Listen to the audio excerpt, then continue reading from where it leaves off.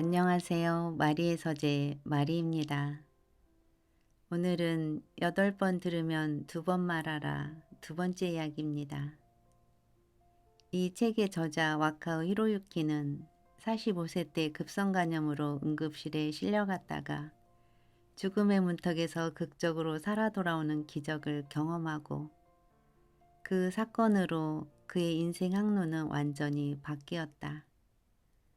그래서 죽음을 떠올리며 인생 전체를 되짚어 보는 일이 얼마나 중요한지 전하는 것을 천명이라 여기고 강연과 집필, 방송 출연 등을 통해 행복한 삶을 디자인할 것을 제안한다. 이 책의 첫 장에서는 인생이 유한하다는 사실을 강하게 주지시키고 인생이 유한하다는 것을 인식할 때 비로소 어떻게 살아야 할지 명확한 길이 보인다는 것이다. 그러니 지금 어떻게 살아야 할지 막막하다면 삶의 마지막 순간에서부터 인생을 되짚어 볼 필요가 있다. 인생을 행복하게 살아내는 훈련이라 생각하면 괴로워하거나 조바심 내거나 걱정할 이유가 없다. 행복은 우리가 그것을 얼마만큼 깨닫느냐에 달려 있다. 실패를 반복함으로써 자기에게 맞는 길을 찾아가는 것이니 몇 번이고 실패해도 좋다고 말하는 저자는 명철한 시각으로 인생을 꿰뚫어 보며 삶의 변화를 바라는 이들에게 강력한 긍정의 힘을 불어넣는다.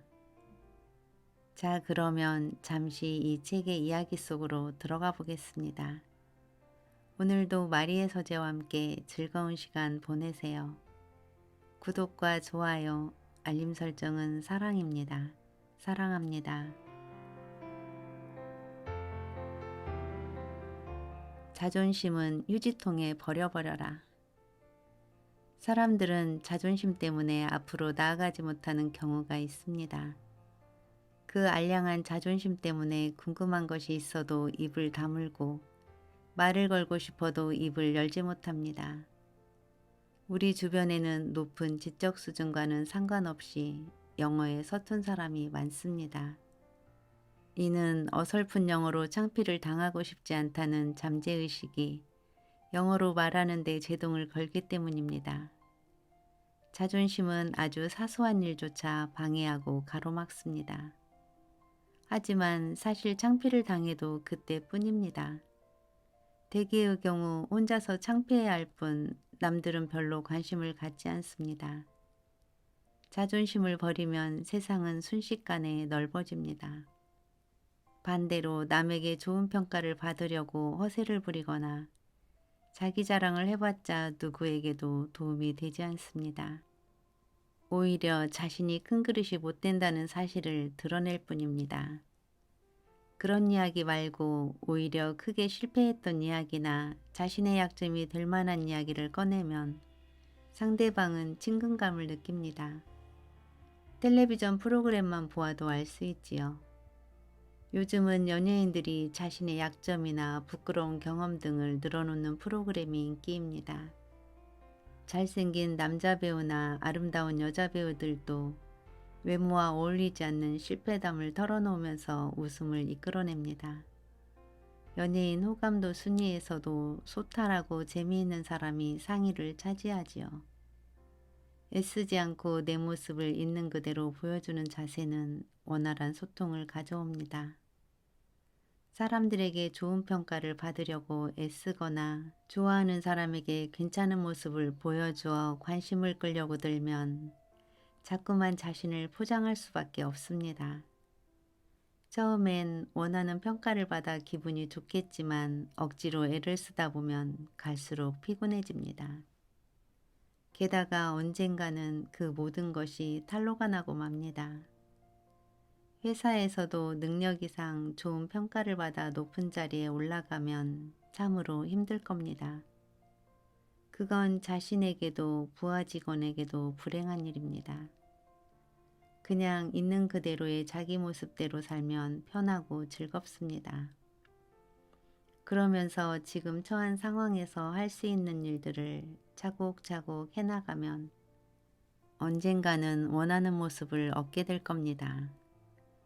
폼나고 멋있게 사는 것도 좋지만 모난 돌이 정 맞는다는 속담처럼 그러다 남들의 질투를 살 수도 있습니다. 뛰어난 능력 때문에 남들에게 공격을 당할 수도 있지요. 좀 부족하지만 있는 그대로의 모습을 드러내면 적을 만들 일이 없고 타인의 공감도 받게 됩니다. 유명한 사립초등학교와 중고등학교를 거쳐 인류대학에 가고 대기업에 들어간 이른바 엘리트 코스를 차곡차곡 밟아온 사람들은 잠재적으로 자존심이 높은 경향을 보입니다. 이들은 좌절이나 실패를 맛본 경험이 적어 조그만 시련이 와도 큰 충격을 받습니다. 어쩌면 자기 방어 본능 때문에 더는 상처받고 싶지 않다고 생각하면서 아예 아무것도 하지 않을 수도 있습니다. 누구에게나 자존심은 소중한 것입니다. 그러나 자존심이 너무 크면 행동에 제동이 걸립니다. 그다지 도움도 되지 않는 자존심, 이제 던져버려도 되지 않을까요? 긍정적인 말에 힘을 믿어라. 인간 이외의 동물은 말을 하지 못합니다. 말은 자신의 생각을 전달하고 남의 생각을 듣기 위해, 그리고 서로가 서로를 이해하기 위해서도 꼭 필요하지요. 그리고 말은 스스로 생각하기 위한 도구이기도 합니다. 사실 따지고 보면 남과 대화하는 시간보다는 머릿속에서 자기 자신과 대화하는 시간이 압도적으로 많습니다.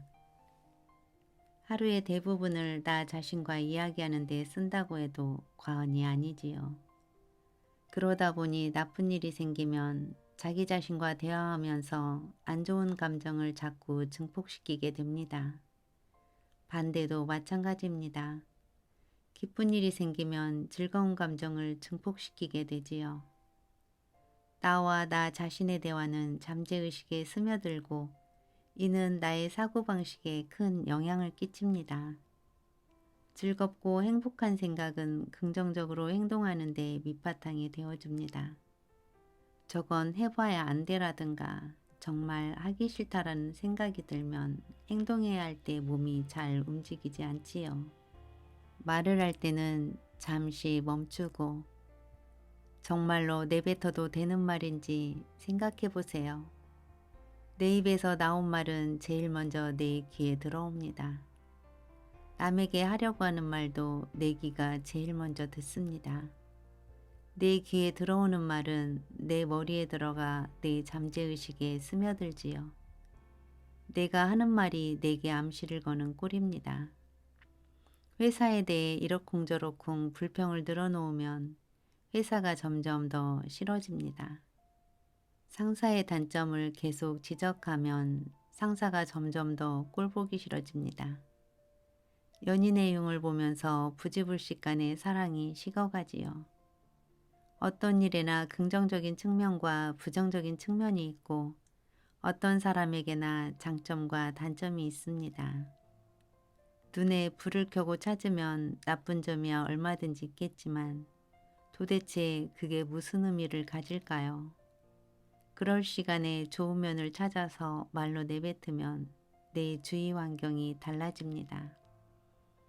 힘들어, 못해, 모르겠어, 귀찮아 죽겠어, 너무 슬퍼, 싫어, 재수없어, 기분 나쁜 일 뿐이야, 한심할 정도로 운이 없어. 이런 부정적인 말을 내뱉으면 힘이 나지 않습니다. 못해라고 말하면 당신 머릿속에 도저히 불가능하다, 안 되는 일이다 하는 생각이 들어차게 됩니다. 그러면 당신의 능력으로 충분히 해낼 수 있었던 일도 결국 불가능한 일이 되고 맙니다. 운이 좋네, 최고야, 순조로워, 고마워, 참 행복해, 좋아, 즐거워, 다행이야, 할 수 있어. 이런 긍정적인 말을 내뱉으면 기운이 납니다. 특히 할 수 있어라고 말하면 해낼 수 있다는 생각이 머릿속을 채웁니다. 그러면 대개는 정말로 해낼 수 있게 됩니다. 강연회나 연수회에서 참가자들의 동의를 받아 부정적인 말과 긍정적인 말 중에 어떤 말을 했을 때 더 기운이 나는지 실험을 한 적이 있습니다.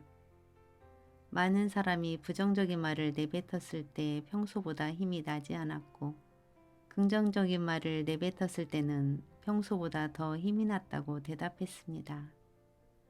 직접 해보면 수긍할 수 있을 겁니다.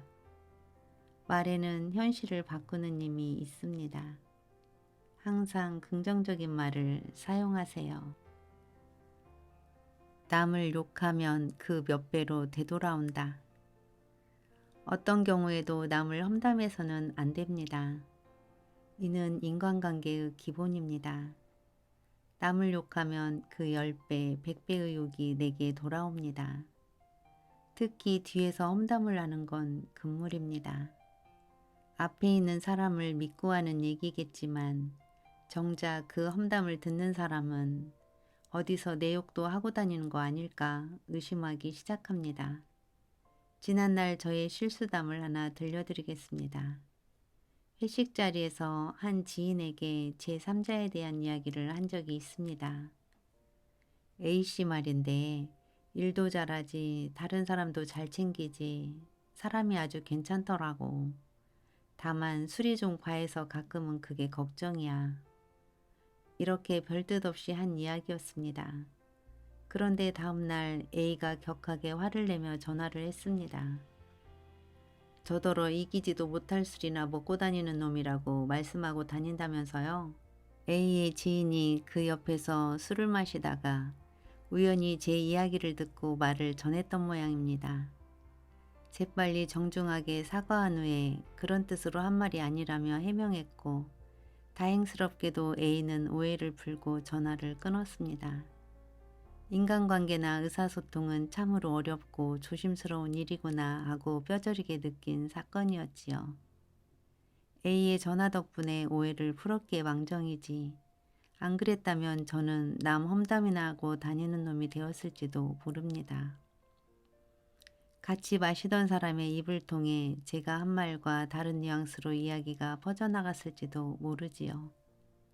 그 일이 있은 후 저는 비록 악의가 없더라도 그 자리에 있지 않은 사람에 대해서는 절대 부정적인 이야기를 하지 않겠다고 다짐했습니다.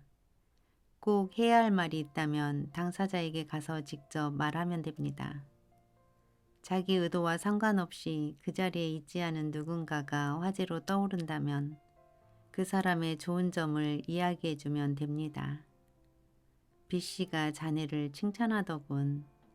남들을 아주 잘 챙기는 좋은 사람이라고 하던데. 누군가 이 말을 전해준다면 그 사람은 B에게 직접 듣는 것보다 훨씬 더 기뻐할 겁니다. 전님은 이런 말씀을 하셨습니다. 사람은 다 입에 도끼를 물고 태어난다. 남을 헐뜯는 어리석은 자는 그 도끼로 자신을 베게 된다. 남을 헐뜯으면 남도 나를 헐뜯게 되고 결국에는 내가 상처를 입습니다. 게다가 남을 욕하면 나 자신을 깎아내리는 꼴이 됩니다. 입속에 있는 도끼가 항상 나 자신을 향한다고 생각해야 합니다. 나의 말은 나의 마음과 행동에 큰 영향을 끼칩니다. 남을 험담하는 일은 내 기분과 행동에 부정적으로 작용하니 나 자신을 손상시킵니다. 평상시에 부정적인 말을 입에 자주 담으면 자신도 모르는 사이에 자기 마음에 상처를 내게 됩니다. 그러니 말을 할 때는 상대방 처지에서 상대방의 기분을 헤아려야 합니다. 남을 위한 배려는 곧 나를 위한 배려로 이어집니다. 8번 들으면 2번 말하라. 전 말주변이 없어서 사람들 만나는 것이 내키지 않아요. 전 말을 못해서 인기가 없어요. 찾는 사람도 없고요. 인간관계에 소극적인 사람들이 주로 하는 말입니다. 그런데 그들의 말이 사실일까요? 비즈니스에서는 특히 영업이나 교섭을 진행할 때는 잘 듣는 능력이 더 중요합니다. 고객의 이야기에 먼저 귀를 기울이면 신뢰가 쌓이고 상대방의 요구사항을 정확히 이해하게 되어 빠르고 순조롭게 일을 진행할 수 있습니다. 자동차, 보험, 부동산 등 어느 업계를 막론하고 영업을 잘하는 사람들은 남의 말을 잘 듣는다는 공통점이 있습니다. 반대로 자신이 말을 잘한다고 생각하는 사람은 오히려 함정에 빠지기 쉽습니다. 이런 사람들은 상품이나 서비스에 관한 설명을 자랑하듯 늘어놓는 경향도 있지요. 그런데 이처럼 일방적으로 말을 내뱉으면 고객은 방어하려는 경향이 있어 마음을 닫아버립니다. 이렇게 되면 업무 실적을 올리기가 어렵습니다. 심한 경우에는 걸어다니는 설명서로 전락하고 말지요. 그렇다면 듣는 시간과 말하는 시간의 비율은 어느 정도가 적당할까요? 듣기가 80%, 말하기가 20% 정도라고 생각하면 적당합니다. 그러니까 8번 들으면 2번 말하는 게 가장 좋습니다. 말을 잘하지 못해도 잘 들을 수는 있습니다. 말을 잘하지 못하기 때문에 경청의 달인이 될 수도 있지요. 연애를 할 때는 더욱 그렇습니다. 이야기를 잘 들어주면 상대방의 만족감이 커집니다. 상대방이 하는 말에 흥미를 가지고 맞장구도 쳐주면서 귀를 기울여 보세요. 듣다라는 뜻을 가진 한자는 들을 문과 들을 청이 있습니다. 들을 문은 들려오는 소리를 듣는다는 뜻이고, 들을 청은 상대방이 말하려는 내용을 파악하기 위해 귀를 기울여 듣는다는 뜻입니다. 여기에 물을 쓴을 덧붙이면 이는 상대방을 이해하기 위해 질문을 던지면서 듣는 것을 뜻합니다.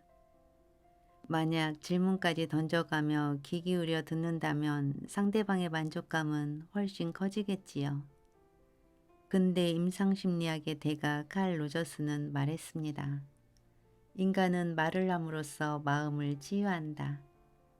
이야기를 들어주면 상대방은 만족감을 얻어 마음을 열 것입니다. 그러면 이야기는 점점 더 활기를 띠게 됩니다. 그러니 그 사람에 대한 것들을 많이 알게 되지요. 경계심을 품어서인지 부끄러워서인지 자신의 이야기를 꺼내기 힘들어하는 사람이 의외로 많습니다. 상대방과 원활하게 소통하려면 우선 나부터 마음을 열고 사적인 이야기를 꺼내야 합니다.